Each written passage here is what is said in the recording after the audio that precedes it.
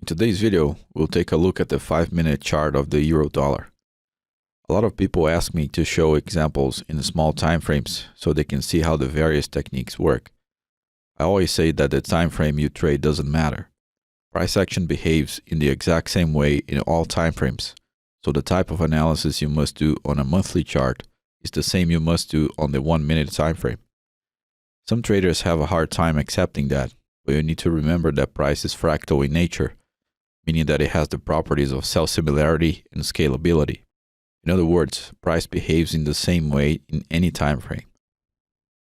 The only thing that changes is the magnitude of price movements. In smaller time frames, the movements will be much smaller, but the types of movements are the same. In fractal geometry, that's what self-similarity and scalability means. This trade is actually very simple.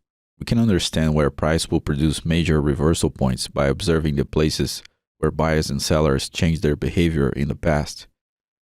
Here you can see that price made a vector down, and then it made a vector up, breaking not only the last high, but a whole resistance level as well.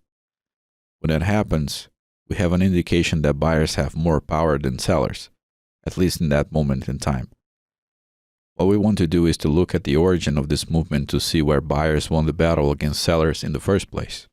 We're not so interested in the fact that buyers are moving the market. We're more interested to know where exactly they started to do that.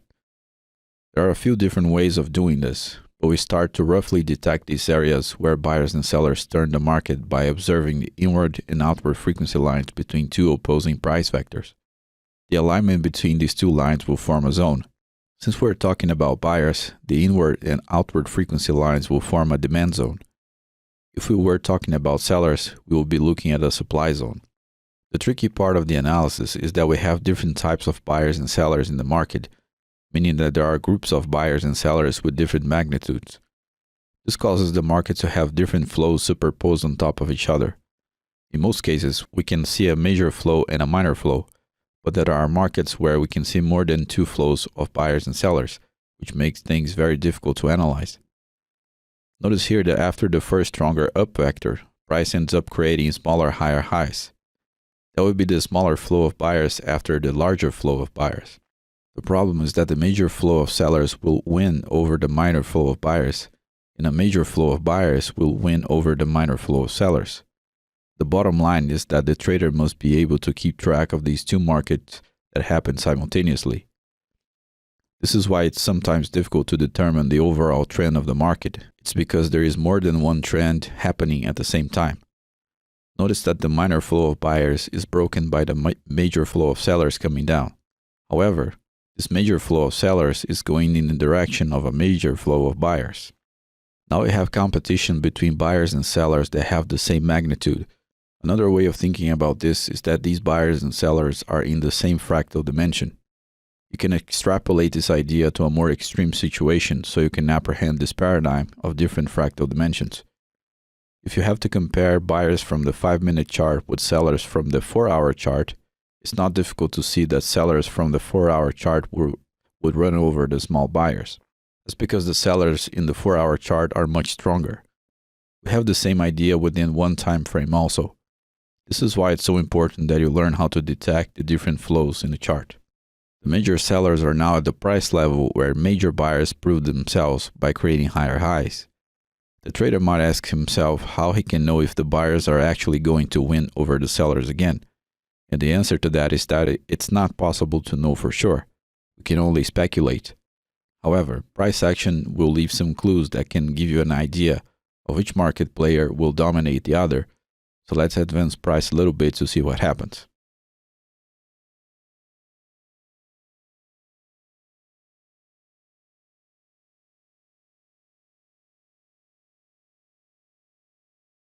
Here we can see that buyers started to react to the demand zone outlined by the inward and outward frequency lines in the transition between two important and opposing price vectors. That means we have an indication that buyers are indeed still dominating that level. Here comes the important part, which is creating the counterpoint between major and minor flows of the market. Buyers not only started to react in the same area, but they started to create higher highs and higher lows in the minor flow. A situation like this is very interesting because the major buyers and sellers collided in one point, which was the demand zone. And now the only thing that is left is the minor flow of buyers that has a lot of free space to travel without a possible intervention of major sellers. The fact that price is now making higher highs and higher lows in the minor flow also means that we can use a simple Andrews pitchfork technique to enter in the precise reversal. By placing a small pendulum Andrews pitchfork in the minor flow, we can wait for the price to retrace back to the center line of the pitchfork. Notice that the center line of the pitchfork is more or less correlating with the small demand zone created by the minor flow of buyers after the major buyers and sellers collided in the larger demand zone. The safer stop loss order would be below the lowest low in the chart where the major buyers and sellers have collided. For targets, we can draw a major pitchfork using the most important alternating highs and lows in the chart. We can also extrapolate the larger pitchfork to the upside to give us a reference. It's clear that we want stops to be small and logical and targets to be as large as possible to create a good expectancy. That's what's going to allow you to trade well in the long term. If you keep going after quick rewards, your risk framework will be incorrect, and in the long term, your equity curve will suffer. You might get away with it in the short term, but in the long term, the theoretical probability of what you're doing will converge with the experimental probability and you lose money. So let's advance price to see what happens.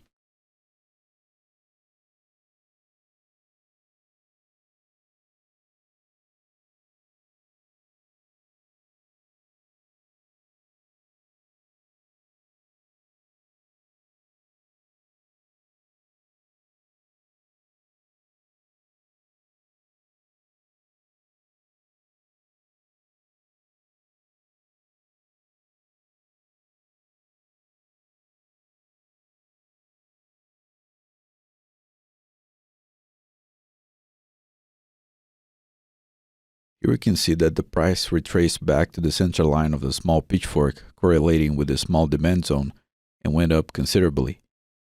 The bottom line here is that we must pay attention to the counterpoint between major and minor buyers and sellers in order to know when to apply the simple line techniques. One problem that most traders will find is that they try to apply simple setups in all situations. That obviously doesn't work because if the major and minor flows are not in alignment, any technique or setup will simply fail. The ideal is to align the correct reading of the major and minor flows with the techniques. When all these things agree with each other, there's a potentially good trade opportunity. If you want to learn how to trade using these techniques, check out the courses I have in the video description. You can also visit my website fractalflowpro.com to learn more about the table of contents of each course and the testimonials from students.